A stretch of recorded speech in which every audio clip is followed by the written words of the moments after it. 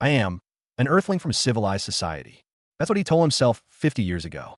Now, he's just an old man, coughing up blood in a blizzard, waiting for the end.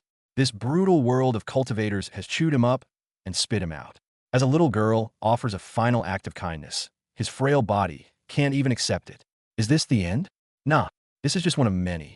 It all started with a damn company workshop. A landslide, a flash of light, and bam, 7 of them were dropped into this insane fantasy world.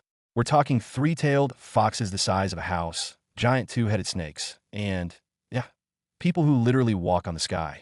It was straight out of a Shinsha novel. For the others, it was the opportunity of a lifetime. His colleagues, one by one, revealed their god-tier talents. The celestial beings who descended from the sky were practically tripping over themselves to take them as disciples. And our boy, he and his colleague, Mr. Kim, were the 2 duds left behind.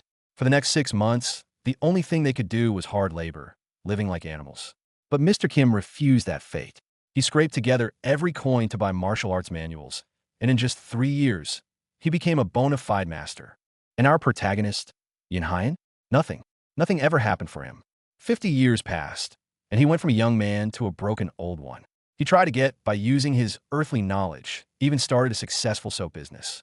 But then his recipe was stolen, his customers poached, and he was driven out of the market by thugs. His entire life was a cycle of trying, only to have everything stripped away. And in the end, on a cold, snowy night, a simple cold was enough to finish him.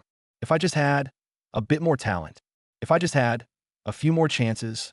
In his final moments, a desperate wish escaped his lips. And then, a flash of light. He opens his eyes. He's on soft grass, wearing the same clothes from 50 years ago. Around him, his colleagues are just as confused as he was the first time. Wait, I'm alive. No, it was more than that.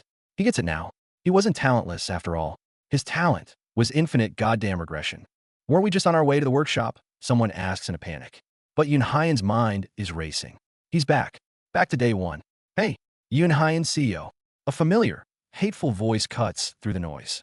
It's his former boss, Manhw. Slap, a clean hit across the face. In his past life, that slap stunned him into a pathetic apology. But this time, this young body holds the soul of a man who's lived through 50 years of hell. You moron. How could you fall asleep at the wheel? Jean is still screaming, and the memories come flooding back. Oh yeah, he was sleepy all right. But why was he sleepy? Who dumped all their work on him, forcing him to pull an all-nighter? Who was supposed to be driving today in the first place? For the last 50 years, he did nothing but apologize.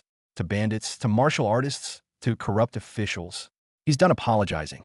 Mr. John, I understand you're angry, Eunhyeon says, wiping the blood from his lip as he slowly rises. But I don't think this is the time to be pointing fingers. What? What did you just say, you punk? Enraged by his calm demeanor, John throws a punch. But this time, Eunhyeon doesn't flinch. POW. His counter is faster, harder, and sends his former boss flying. The other colleagues just stare, stunned. The office doormat they all knew just turned into a monster. In his past life, he was beaten by bandits, by robbers, by officials. Through all that violence, he learned one thing: mastery over it. He knows exactly where to hit to maximize pain, how to instill terror, and knows the exact words that spill from a person's mouth when the beating just won't stop. Sorry, John begs through blood and tears. Eunhyeon looks down at him, his eyes cold.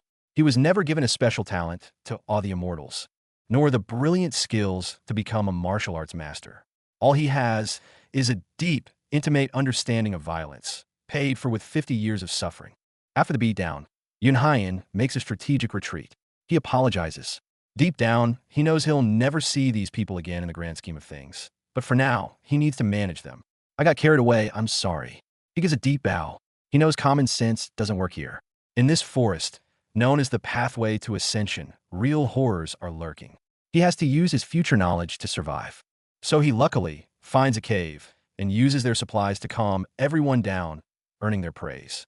Yeah, I should enjoy the moment, Eunhyeon thinks to himself, because he knows what's coming tonight.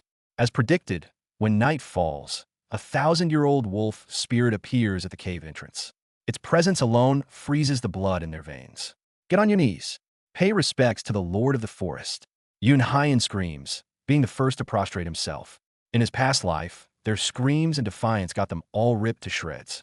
This time, thanks to him, they survived the initial encounter. The beast is pleased with their manners, but it adds, to remain in my domain, a price must be paid. Offer me one arm, from any one of you. One arm. A calculation flashes through Eunhyeon's mind.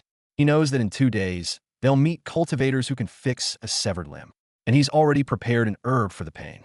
I will offer you my arm, he says calmly. Before anyone can react, he walks towards the beast and shoves his own arm into its gaping maw. Grrrhhh. The pain is blinding, but he bites down hard on the herb he prepared, enduring it. In exchange for his sacrifice, the beast grants them safety in its territory. For 7 days, he bought them 1 week of peace with his own flesh and blood. But as he drifts off, exhausted from the pain, he misses the whispers from the other side of the cave. He's lost an arm anyway. He's not going to last long, so we should just sacrifice him the next time as well. But he does hear them. Eunhyeon's eyes slowly open, a cold glint reflecting the moonlight at the cave's entrance. He had survived the 1,000-year-old beast. He had bought them safety, but he forgot that sometimes the most terrifying monsters aren't the ones with claws and fangs. It's the people you're trying to save.